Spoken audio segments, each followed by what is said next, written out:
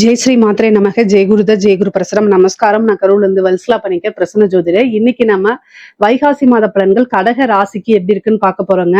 இந்த வைகாசி மாதம் எப்போ பிறக்குது அப்படின்னா 15/5/2026 வெள்ளிக்கிழமை அஸ்வினி நட்சத்திரத்துல இந்த மாதம் பிறக்குது. இந்த மாதம் உங்களுடைய ராசிக்கு நல்ல அற்புதமான பலன்கள். ஏன்னா நிறைய மாற்றங்கள் இந்த மாசத்துல இருந்துதான் நிகழப்போகுது. அதுக்கு காரணம் என்ன அப்படின்னா, இந்த மாதம் வைகாசி மாதம் 15 தேதிக்கு மேல குரு பெயர்ச்சியாகி உங்களுடைய ராசிக்கு வரப்போறாரு. அதுவே மிகப்பெரிய மாற்றம். அது போக 11ஆம் இடத்துல ஒரு ஒளி கிரகம் இருக்கிறது நல்லது. அது கூட உங்களுக்கு 2 கூடைய சூரியன் பாத்தீங்கன்னா 11ல அதாவது பலம் பெறாரு. ஒளி கிரகம் அப்படிங்கிறது சூரியனும் சந்திரனும். அது 11ஆம் இடத்துல இருக்கிறதே ரொம்ப அதிர்ஷ்டம். பலவித தோஷங்களை போக்கக்கூடியது. கோடி தோஷத்தை போக்கணும் அப்படின்னாலே அது 11ஆம் இடத்துல இருக்கக்கூடிய சூரியனால மட்டும்தான் முடியும். அதுவும் வருமானத்தை கொடுக்கக்கூடிய அதிபதி உங்களுக்கு 2 கூடையவர் யாருன்னா சூரியன். அவர் தான் 11ல இருக்காரு. அது போக உங்களுக்கு நல்ல ராஜயோகத்தை கொடுக்கக்கூடிய செவ்வாய் திக்பலம் அடைகிறாரு. 10ஆம் இடத்துல திக்பலம் அடைகிறாரு. இது ஒரு நல்ல நன்மை. குருவும் சுக்கிரனும் இணைவு உங்களுடைய ராசியில. அப்போ நல்ல அற்புதமான பலன்கள் தான் சொல்ல முடியும். காசு பணத்துக்கு இந்த மாதம் உங்களுக்கு குறைவு இருக்காது. வருமானம் எந்த வகையில வருதோ அதே வகையில செலவுகளும் உண்டு.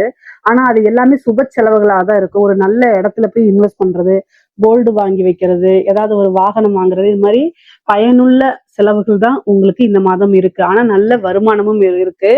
மொத்தத்துல இந்த மாதம் நல்ல மன மகிழ்ச்சியை தரக்கூடிய மாதமா தான் உங்களுக்கு இருக்குங்க. 10ஆம் இடத்துல செவ்வாய் ஆட்சி பெற்றிருக்கனால தொழில நல்ல அற்புதமான வளர்ச்சிகள், வளர்ச்சி வளர்ச்சி வளர்ச்சி மென்மேலும் வளர்ச்சி அப்படிங்கக்கூடிய மாசமா தான் இருக்கு. ஏன்னா செவ்வாய் திக்பலம் ஆகிறாரு. அவர் தான் உங்களுக்கு 5 கூடையவர். அதிர்ஷ்டத்தை கொடுக்கக்கூடிய கிரகமாவும் இருக்கிறனால 10ல ஆட்சி பலம் பெற்றிருக்கிறது அற்புதமான பலன்கள் தான். புதுசா தொழில் தொடங்குறதுக்கு இந்த மாதம் ரொம்ப நல்ல மாதம். உங்களுடைய தொழில் சாணம் எப்படி இருக்குங்கிறத பார்த்துட்டு அதுக்குண்டான கிரக நிலைகள், தசாபுத்திகள் இதெல்லாம் உங்களுடைய ஃபேமிலி அஸ்ட்ராலஜர்ட்ட கன்சல்ட் பண்ணிட்டு அதுக்கப்புறம் நீங்க ஸ்டார்ட் பண்ணலாம். ஆனா கோச்சாரத்துல இந்த மாதம் நல்ல நிலையில தான் இருக்கு. அற்புதமான பலன்கள் அப்படின்னே நம்ம சொல்லலாம். அவ்வளோ விஷயம் நன்மைகள் இருக்குங்க. தொழில் மூலியமா நல்ல நிரந்தர வருமானம், லாபத்தை ஈட்டக்கூடிய மாதமா தான் இந்த மாதம் இருக்கு. உத்தியோகத்துல இருக்கவங்களுக்கு எல்லாம் என்னன்னா, உங்களுடைய ராசிக்கு 6 கூடைய குரு உங்களுடைய ராசியில உச்சம் பெறாரு. 6ஆம் இடம்ங்கிறத சர்வீஸை குறிக்கக்கூடியதுதான். அதுவே உச்சம் பெறும்போது என்ன அப்படின்னா, பலவித எதிர்பார்க்காத ஒரு மாற்றம், திடீர்னு நல்ல அம்ச யோகம் உங்களுக்கு உறுதியாக இருக்கு. ப்ரொமோஷன் கிடைக்கும், டபுள் ப்ரொமோஷன் கிடைக்கும், டபுள் சேலரி இன்க்ரிமெண்ட், இது எல்லாமே கிடைக்கும். ஆனா அதுக்கு தகுந்த மாதிரி உங்களுக்கு டென்ஷனும் ஒர்க் ப்ரெஷரும் கூட வரும்.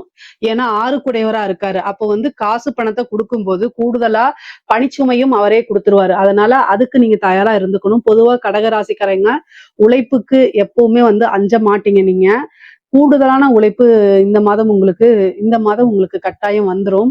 சுக்கிரன் கூட இருக்காரு. அதாவது குரு சுக்கிரன் இணைவு இருக்குது இந்த மாதம் உங்களுடைய ராசியில.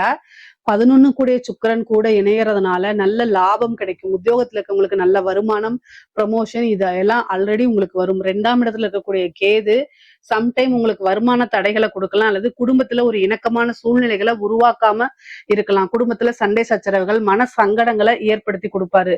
ராகு கேதுக்கள் அப்படின்னாலே கடகராசியை பொறுத்த வரைக்கும் அது கொஞ்சம் பிரச்சனைக்குரிய இதுதான்.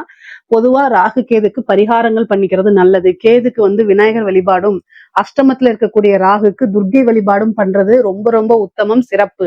இல்ல அப்படின்னா தேவையில்லாத பிரச்சனைகள், கடகராசியில இருக்கவங்களுக்கு ராகு திசை நடக்குது, இல்ல கேது உடைய திசாவோ அல்லது புத்தியோ நடக்குது அப்படின்னா கட்டாயம் கணபதி வழிபாடோ அல்லது துர்க்கை வழிபாடோ பண்ணிக்கோங்க. ராகுக்கு துர்க்கை காளி, கணபதிக்கு கேதுக்கு கணபதி ஒன்லி விநாயகர் தான். இதுக்கு அடுத்து சித்திரகுப்தர் வழிபாடு பண்ணலாம்.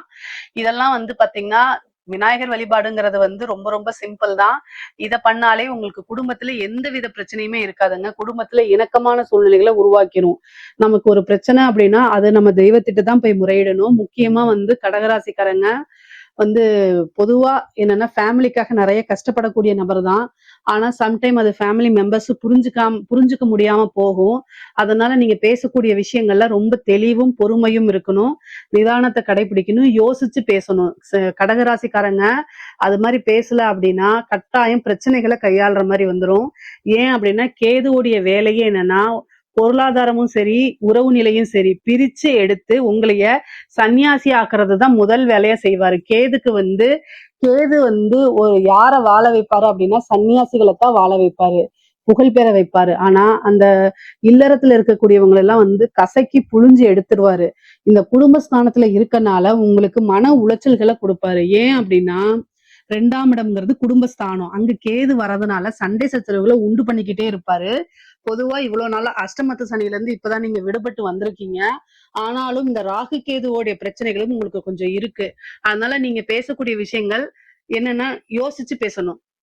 நம்ம பேசுறது மத்தவங்களுக்கு நீங்க பேசுறது ஆல்வேஸா உண்மையாவும் இருக்கலாம், யதார்த்தமாவும் இருக்கலாம். பொதுவா கடகராசியில யதார்த்தமா இருப்பாங்க, உண்மையா பேசுவாங்க அதிகமா. ஆனாலும் உங்களுடைய உண்மையும் யதார்த்தமும் மத்தவங்கள எந்த விதத்திலயும் பாதிக்க கூடாது. அவங்களுக்கு ஹர்ட் ஆச்சு அப்படின்னா உங்களைய வெயிட் பண்ணி பழி வாங்குவாங்க. இதுக்கெல்லாம் நீங்க ஏன் ஆளாகுறீங்க? அதனால மேக்சிமம் அமைதியா இருக்கிறது பெட்ரு.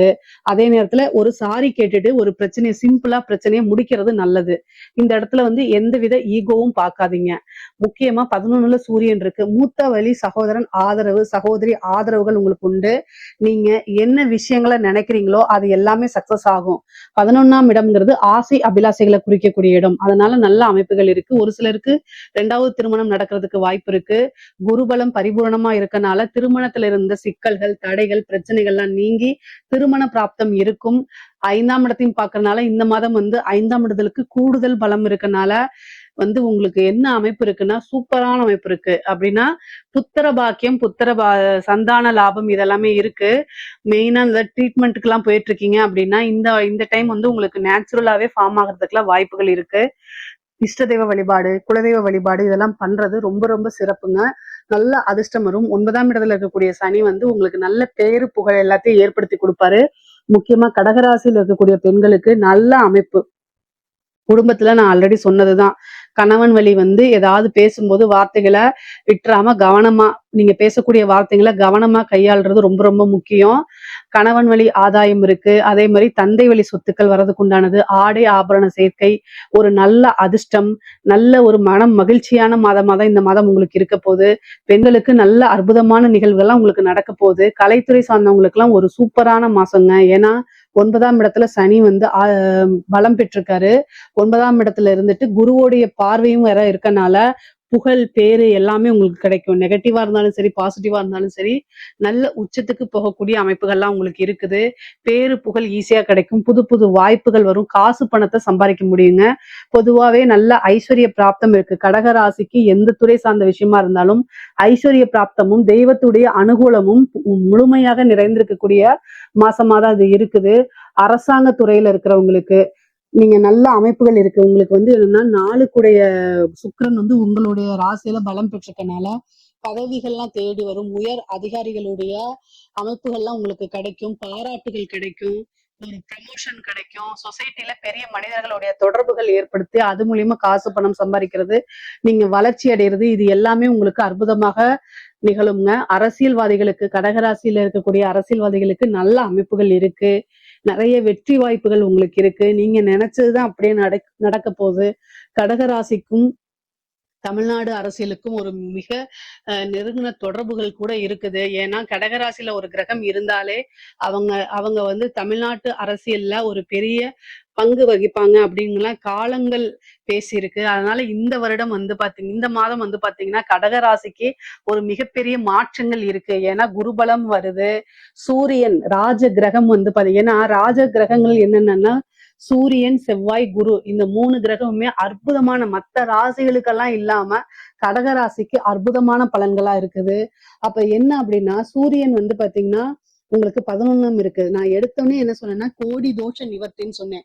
எந்த பிரச்சனைகளா இருந்தாலும் சரிங்க அந்த பிரச்சனை வந்து நிவர்த்தி ஆயிரும் அப்படின்னு. அப்போ கடகராசியில இருக்கவங்களுக்கு அரசியல் விஷயங்கள்ல வெற்றி வாய்ப்புகள் இருக்கு. நல்ல அமைப்புகள் இருக்கு. பொதுவாவே கடகராசிக்கு வந்து வேலை வாய்ப்புகள்லாம் இந்த மாதம் கிடைக்கும். புது புது வாய்ப்புகள் இருக்கு. வெற்றிகள் அதிகமாக இருக்கும். தொட்ட விஷயங்கள் எல்லாமே சக்சஸ் ஆகக்கூடிய அமைப்புகள் இருக்கு. பொதுவான பலன்கள் என்ன அப்படின்னா காசு, பணம், பொருளாதாரம் இது 2மே நல்ல உயர்வான நிலையில தான் இருக்கு. இதுல ஏதாவது சந்தேகங்கள் இருக்கு அப்படின்னா கமெண்ட்ஸ்ல கேளுங்க. கட்டாயம் நான் ஆன்சர் பண்றேன். நம்மளுடைய சேனலை லைக் பண்ணுங்க, ஷேர் பண்ணுங்க, சப்ஸ்கிரைப் பண்ணுங்க. நன்றி, வணக்கம்.